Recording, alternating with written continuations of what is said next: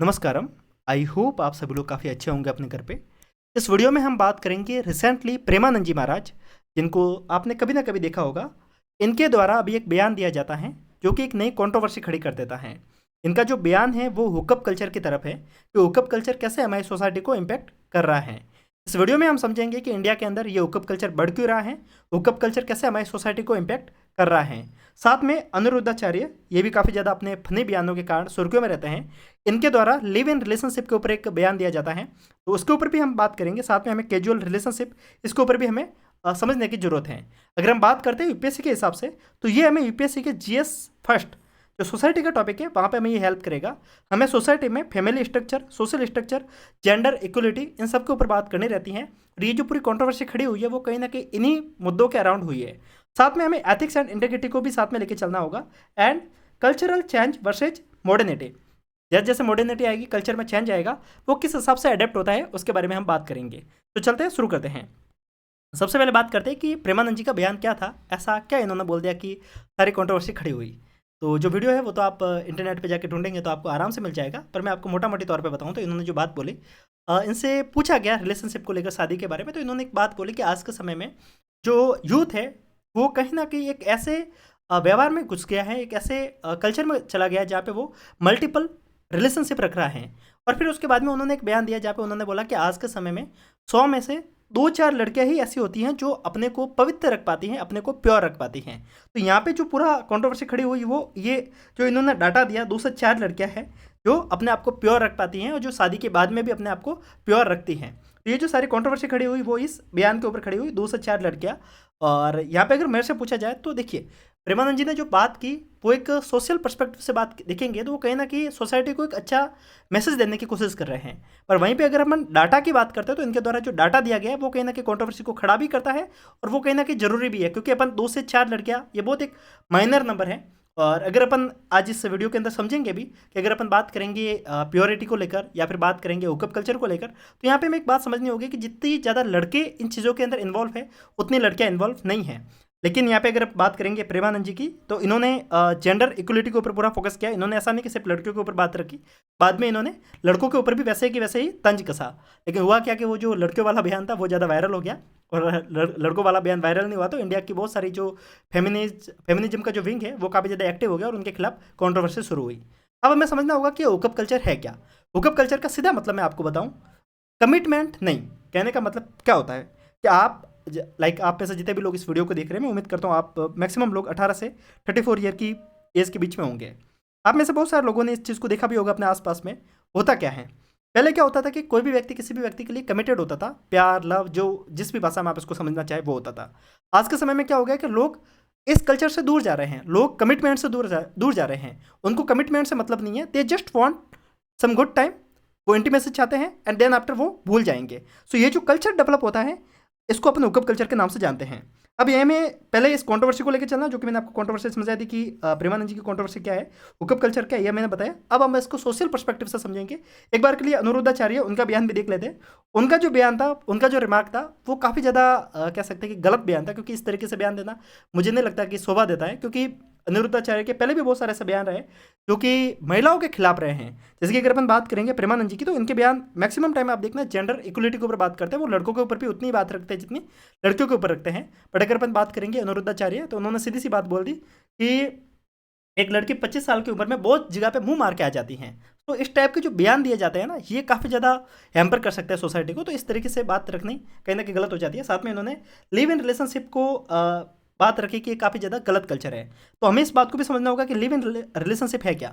Live in relationship जो कि इसका सीधा सा मतलब ये है कि आप शादी से पहले अपने पार्टनर के साथ में रहेंगे, और अगर आपको लगता है कि सही चल रहा है तो आप उनके साथ में शादी कर लेंगे। अगर आपको लग रहा है कि नहीं चल रहा है तो आप उसको छोड़ देंगे। तो ये इसको अगर समझना है तो यहाँ पे सीधी सी बात है, यहाँ पे दो मत हो सकते हैं। एक मत ये हो सकता है कि ये कहीं ना कहीं फैमिली स्ट्रक्चर, कहीं ना कहीं जो हमारे इंडियन कल्चर के अंदर जो वैल्यू सिस्टम हमने डिफाइन कर रखे हैं। हमारा कल्चर क्या है, हमारा कल्चर सीधी सी बात है कि शादी होगी, शादी के बाद में आप फैमिली के साथ में रहोगे और आप लंबे समय तक पति पत्नी के रूप में अपना दाम्पत्य जीवन साथ में बिताओगे। लेकिन लिव इन रिलेशनशिप ये कहता है कि आप पहले साथ में रहोगे और आप इस बात को देखोगे कि आप दोनों के बीच में चल पा रहा है कि नहीं पा रहा। अगर आप लोग दोनों साथ में खुश है तो ओके, अदरवाइज आप दोनों को छोड़ दीजिए। तो यहाँ पे अगर अपन देखेंगे तो दोनों पर्सपेक्टिव दिख रहे हैं। अगर कल्चर के हिसाब से देखेंगे तो वो कहीं ना कहीं अपन को गलत लग सकता है, बट अगर अपन बात करेंगे इंडिविजुअल चॉइस के ऊपर, सीधी सी बात है कि आपको शादी के बाद में रिश्ता तोड़ना पड़े उससे कई गुना ज़्यादा बेटर है कि आप शादी से पहले ही उन चीज़ों को समझ लें। तो ये कहीं ना कहीं कॉन्ट्रोवर्सी खड़ी कर सकता है और कहीं ना कहीं ये अलग अलग व्यक्ति के हिसाब से अलग अलग पॉइंट हो सकता है। अब हमें समझना होगा कि जेंडर इक्वलिटी के ऊपर जो कि मैंने आपको बताया कि इनके जो बयान रहते हैं सामान्यतः वो कहीं ना कहीं पैट्रियार्की को शो करते हैं। जैसे कि प्रेमानंद जी ने भी एक बात बोली कि 2 से 4 लड़कियां ही होती है जो अपने आप को प्योर रख पाती हैं। तो यहाँ पे एक सवाल ये भी बनता है कि 2 से 4 लड़कियां अगर प्योर रह पा रही हैं तो कितनी ज़्यादा लड़कियां नहीं रह पा रही है? अराउंड 96, यानी कि 96% लड़कियां अगर अपने आप को प्योर नहीं रख पा रही है तो कौन इसके पीछे जिम्मेदार हैं? लड़के खुद? ऐसा तो है नहीं ना कि लड़कियां खुद कहीं ना कहीं जा रही है, लड़के ही तो इसके अंदर इन्वॉल्व है। तो हमें जेंडर इक्वलिटी के ऊपर भी बात करनी होगी। ये सारी तो वो बात है जो कि कंट्रोवर्सी में घिरी हुई है, अपन को इन सारी कंट्रोवर्सी में नहीं जाना है। Now we have to focus on the perspective of the society. GS first. देखिए, इंडिया में लिव इन रिलेशनशिप का कल्चर धीरे धीरे बढ़ रहा है और ये कल्चर इंडिया का नहीं है, ये कल्चर वेस्टर्न साइड से इंडिया में धीरे धीरे डेवलप हुआ और इसके पीछे जो सबसे बड़ा रीजन है वो है कॉर्पोरेट कल्चर। अगर अपन बात करेंगे पहले के समय में क्या होता था कि लोग अपनी जगह पे रहते थे और अपनी जगह पे रह के वहीं पे शादी करके अपने जीवन को वहीं पे यापन करते थे। पर बात धीरे धीरे क्या हुआ कि लोग अपनी सिटी को छोड़कर मेट्रोपॉलिटन सिटी में जाने लगे। वहाँ पे सीधी सी बात है कि वो सिंगल लाइफ को जीने लगे क्योंकि उनको वहाँ पे सिर्फ काम करना होता है। जब वहाँ पे वो रहने लगे तो धीरे धीरे उनको वहाँ पे कोई पार्टनर मिलने लगा और साथ में वो लिव इन की तरह रहने लगे। ज़्यादातर आज के समय में हो क्या रहा है, लोग जिम्मेदारी से दूर भागते हैं। They don't want to lose their independence. सबको इंडिपेंडेंस पसंद है तो वो चाहते क्या है कि वो साथ में रहे बट वो फैमिली वाला बाउंडेशन ना रहे। तो ये जो कल्चर इंडिया में डेवलप हो रहा है, ये लिव इन कल्चर, हुकअप का कल्चर, ये धीरे धीरे काफ़ी ज़्यादा सोसाइटी को इम्पैक्ट कर सकता है। नाउ अपन समझेंगे हुकअप का कल्चर की पूरी हिस्ट्री को समझेंगे, ये कहाँ से आया, ये कैसे हुकअप कल्चर सोसाइटी को बर्बाद कर सकता है, उसको अपन समझते हैं। देखिए क्या है कि ये बात कहना तो बहुत ज़्यादा ज़रूरी है कि और सही भी लगती है कि इंडिपेंडेंस ज़रूरी है, मॉडर्निटी ज़रूरी है, चीज़ें अपने हिसाब से लोग कर रहे हैं। हम कौन होते हैं बोलने वाले? अगर किसी को कुछ करना है तो उनके इंडिविजुअल चॉइस है, तो हमें इसके ऊपर बात नहीं रखनी चाहिए। बट हमें इसके लॉन्ग टर्म कॉन्सिक्वेंस को भी समझना होगा कि कैसे ये फैमिली को इम्पैक्ट कर सकती है, कैसे हमारे ये सोशल पर्सपेक्टिव को इम्पैक्ट कर सकती हैं। बट उससे पहले देखिए, ये सारी चीज़ें जो मैं आपको समझा रहा हूँ सोसाइटी के हिसाब से, ये सब कुछ आपको आंसर राइटिंग में हेल्प करती है। जब आप आंसर राइटिंग करेंगे तो आपको ये सारे पॉइंट वहाँ पर लिखने में हेल्प करते हैं। अगर आपको आंसर राइटिंग करने में दिक्कत आ रही है तो हमारा बिल्कुल फ्री ऑफ कॉस्ट कोर्स है जो कि आपको एप्लीकेशन पे देखने को मिल जाएगा। डिस्क्रिप्शन में आपको लिंक देखने को मिलेगी, आप जाके डायरेक्ट विजिट कर सकते हैं। डिस्क्रिप्शन में सिविल एस्पिरेंट ऐप की लिंक मिलेगी, आप डायरेक्ट जाके इंस्टॉल कीजिए और वहाँ पे आपको ये कोर्स बिल्कुल फ्री ऑफ कॉस्ट देखने को मिल जाएगा। ना हम बात करते हैं फॉर एग्जाम्पल हुकअप कल्चर की। अगर अपन बात करते हैं तो आज के समय में जो मेट्रोपॉलिटन सिटी है, जिसके जैसे कि मुंबई है, कोलकाता है, गुड़गांव है, नोएडा है, जहाँ पे कॉर्पोरेट कल्चर काफ़ी ज़्यादा चला। कॉर्पोरेट कल्चर का मतलब वही जो कंपनी में लोग काम करते हैं उसको, अगर से देसी भाषा में समझाऊँ तो वहाँ पे अराउंड करीब 55% ऐसे यूथ है जो कैजुअल हुकअप को काफ़ी ज़्यादा पसंद करते हैं। उनको सीधी सी बात क्या चाहिए कि किसी भी तरीके का कोई कमिटमेंट नहीं, ना ब्रेकअप, ना किसी भी तरीके का कोई रोना धोना। दे जस्ट वांट, जब तक साथ है तब तक खुशी से रहेंगे और जब लगता है कि दोनों का नहीं जम रहा है तो तू अपने रास्ते, मैं अपने रास्ते। ये है हुकअप कल्चर। और अगर अपन बात करते हैं मेट्रोपॉलिटन सिटी में, तो ये आज के समय में 55% युवा, यानी कि आप समझ रहे हो आधे से ज़्यादा युवा इसके अंदर इंडल्ज हो जाते हैं। ये कहीं ना कहीं जेनजी का एक नया ट्रेंड बन चुका है आज के समय में। ये हमारे सोसाइटी को कैसे इंपैक्ट कर सकता है उसको समझना भी बहुत ज़्यादा जरूरी है। बट उससे पहले इस बात को भी समझिएगा, अगर अपन बात करेंगे ना यहाँ पे जेंडर डायमेंशन को अगर समझने की कोशिश करते हैं तो हमें समझ में आता है कि हुकअप कल्चर में मेल ज़्यादा अपने आप को खुश रखते हैं, मेल ज़्यादा इसके अंदर आगे हैं बतौर फीमेल।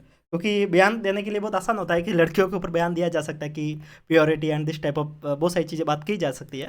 बट अगर अपन कंपेयर करके समझेंगे तो हमें समझ में आएगा कि ये जो नशा है ना हुकअप का, ये मेल में ज़्यादा है एज़ कम्पेयर टू फीमेल। तो हमें इस बात को भी समझना बहुत ज़्यादा ज़रूरी है। साथ में हमें ये बात भी समझनी होगी कि इंडिपेंडेंस को कोई व्यक्ति खोना नहीं चाहता तो वो कहीं ना कहीं इन चीज़ों के अंदर घुस जाता है। क्योंकि होता क्या है कि जब आप हुकअप में रहेंगे तब आपको सीधी सी बात है कि आप दोनों को जो चाहिए वो मिल तो रहा है, पर आपको फैमिली वाला जो बाउंडेशन है वो नहीं मिल रहा है। आपको फैमिली के ऊपर कुछ भी प्रेशर नहीं है। क्योंकि क्या होता है कि जब आप शादी करके साथ में रहते हो तो वहाँ पे एक चीज़ ये होती है कि जब भी आप दोनों के बीच में कुछ नहीं जम रहा है तो आप इजीली एक दूसरे को छोड़ नहीं सकते। जब तक आपको लग रहा है कि हुकअप में क्या है, जब तक आप साथ हैं तब तक ठीक है, जब आपको लग रहा है छोड़ना है तब छोड़ देते हैं। वो फैमिली बाउंडेशन नहीं रहता है। अगर अपन बात करेंगे हुकअप कल्चर आया कहाँ से, ये 18th सेंचुरी से शुरू हुआ, जो कि आपको एलाइट अमेरिकन फैमिलीज में देखने को मिला। जो ऐसा कॉलेज जहाँ पे बहुत पैसे वाले लोग जाने लगे थे, वहाँ पे होता क्या था, वहाँ पे लोग सेक्सुअल अट्रैक्शन के लिए, सेक्सुअल रिलेशनशिप के लिए, पहले क्या होता था कि रिलेशनशिप होता था प्यार के दम पे। पहले प्यार होगा, देन आफ्टर आप शादी करेंगे, देन आफ्टर आपको सेक्सुअल इंटीमेसी आपके बीच में होती थी। एंड नाउ अभी हो क्या रहा है कि जब 18th सेंचुरी में अगर अपन बात करते हैं अमेरिका में, तो वहाँ पे लोग एक्चुअली काफ़ी ज़्यादा एडिक्ट होने लग गए। और ये हुकअप कल्चर जो फैल रहा है उसके पीछे जो सबसे बड़ा कोर रीज़न है वो सेक्सुअल एडिक्शन ही है। लोगों को फिजिकल इंटीमेसी की इतनी ज़्यादा एडिक्शन लग गई है कि लोगों को लग रहा है कि टाइम के साथ में उनको हर बार नया पार्टनर की नीड होती है, क्योंकि उनको ऐसा लगता है कि एक पार्टनर के साथ में ज़्यादा टाइम तक वो सुखी नहीं रह पाएंगे। ये कल्चर जो शुरू हुआ वो 18th सेंचुरी में अमेरिकन एलाइड कॉलेज से वहाँ से शुरू हुआ। वहाँ पे लोगों को मौका मिला क्योंकि वो अकेले में रहते थे, और कॉलेज में आपको बहुत बार मौका मिल जाता है। जब आप सोसाइटी में रहते हैं तो आपको वो इतनी इंडिपेंडेंस नहीं मिलती है जितनी आप कॉलेज में होते हैं तब आपको मिल जाते हैं। फिर ये धीरे धीरे जो हुकअप कल्चर है ये कहीं ना कहीं वेस्टर्न साइड से मूव होने लगा, यूरोपियन कंट्रीज में मूव होने लगा। एंड देन आफ्टर ये धीरे धीरे अगर अपन बात करेंगे 1930 1960 के तौर पे, तो ये कहीं ना कहीं हमारे एशियन कल्चर की तरफ भी मूव होने लगा। एंड 2010 के आसपास अगर अपन बात करते हो तो ये ट्रेंड इंडिया की तरफ, एशिया की तरफ एक लार्जेस्ट मार्केट के रूप में उभरा। इसके पीछे जो सबसे बड़ा जो कारण रहा वो रहा डेटिंग एप्लीकेशन। इंडिया में अगर अपन बात करेंगे 2010 के बाद में इंडिया में बहुत सारे डेटिंग ऐप आने लगे, जिसके अंदर आपने देखा होगा शादी.com है, बम्बल है, ऐसे बहुत सारे ऐप इंडिया में आने लगे। ये आपको एक वो स्वायत्ता प्रदान करते हैं कि अगर आपको किसी कपल के साथ में रहना है, अगर आपको किसी पार्टनर की नीड है तो वो आपको इजीली प्रोवाइड कर रहा है।